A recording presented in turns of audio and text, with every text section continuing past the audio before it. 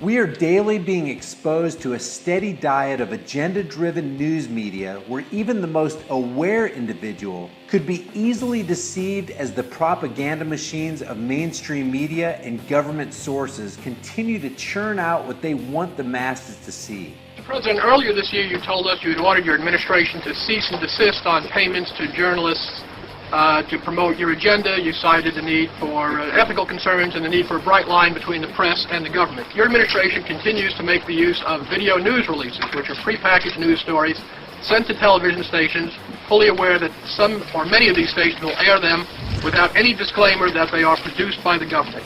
Comptroller General of the United States this week said that raises ethical questions. Does it raise ethical questions about the use of government money to produce stories about the government that wind up being aired with no disclosure that they were produced by the government? There is a Justice Department opinion that says these pieces are within the law so long as they're based upon facts, not advocacy. And I expect our agencies to adhere to that ruling, to that Justice Department opinion. This has been a long-standing practice of the federal government to use these types of videos. Agricultural Department, as I understand, has been using these videos for a long period of time. The Defense Department, other departments have been doing so. It's important that they be based on the guidelines set out by the Justice Department. Now, I think it'd be helpful if local stations then disclose to their viewers if that's, that this was based upon a factual report and they chose to use it. But evidently in some cases that's not the case. So anyway. Guarantee that's happening by including that language in the prepackaged report. Yeah, I don't, oh, you mean a disclosure from George W. Bush and I? Well, some way to make sure it couldn't air without the disclosure that you believe is so vital. Ken, I mean, there's a procedure that we're going to follow, and the local stations ought to, if there's a deep concern about that, ought to tell their viewers what they're watching.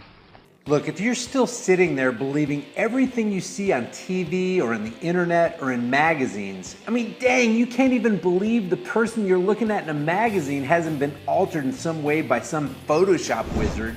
If you still believe that everything you see and hear is true, then maybe this video can serve as an audio-visual smelling salt to stir you out of your media-induced coma. We live in a day and age where neither seeing nor hearing is necessarily believing. Computer animations, remastered digital recordings, and scripted scenes in top story sound bites and video clips, or front page photos in newspaper print and online publications seem so real, so believable. But the safe stance to take would be the stance of suspicion whenever anything is presented to you from multinational or government sources. And yes, this goes for anything on the internet as well, including this video. So here's what I'm getting at. Using facial capture and facial reenactment software, students at colleges are able to, in real time, create facial expressions and even insert audio to make you believe that individuals like world leaders are doing and saying things that they aren't actually doing or saying. And this is how a Stanford website explains it. Quote, "We present a novel approach for real-time facial reenactment of a monocular target video sequence, like a YouTube video. The source sequence is also a monocular video stream, captured live with a commodity webcam. Our goal is to animate the facial expressions of the target video by a source actor and re-render the manipulated output video in a photorealistic fashion," end quote. So in other words, the source, and in this case a college student, projects the expressions of that student's face upon the target. In this case it's Arnold Schwarzenegger here, or here with George Bush, or in this case with Vladimir Putin. The student's expression is warped onto the target's face, making him look like his mouth is open, or that he's laughing, or making any number of facial expressions. The Stanford website continues to explain the process. Quote, "At runtime, we track facial expressions of both source and target video using a dense photometric consistency measure. Reenactment is then achieved by fast and efficient deformation transfer between source and target.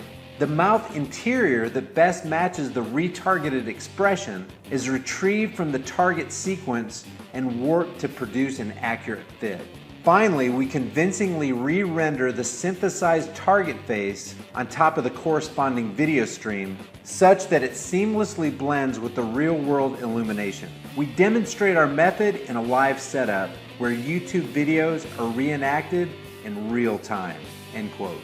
Now add this to the fact that in the late 90s, a scientist named George Papkin, who developed a voice morphing technology, was able to, with pinpoint accuracy, clone the voice of General Carl W. Steiner, former Commander-in-Chief of U.S. Special Operations Command. What did the cloned voice of Steiner say? Quote, "Gentlemen, we have called you together to inform you that we are going to overthrow the United States government." End quote. Which, by the way, would be a really good idea, but I digress. But this technology, guys, was over 17 years ago. There's no telling what kind of advanced technology the government has today to employ methods to further deceive the masses. And you can bet that if the government is employing these technologies, it will not be for our good. When you combine all this technology with the obvious package for the masses psychological operations like Sandy Hook, the Boston bombing, the London subway bombing, or 9/11, where such events were used to create widespread panic and feelings of national indignation, and you see how government puppets used the fear they created to sell the idea of a decades-long war in the Middle East and legitimize an interventionist foreign policy which makes America a global bully, the scourge of the earth, and a refuge for the criminal cartel of a vast network of international bankers and financiers. And you see, as a result of the demoralization of our culture, the removal of our individual rights, and the constant plundering of our wealth by the military-industrial complex, then you'll begin to see the enormous scope of the monstrosity known as the federal government. And maybe, just maybe, we can all wake up together, unite together, and crush the beast that's been sitting on our chest for so long.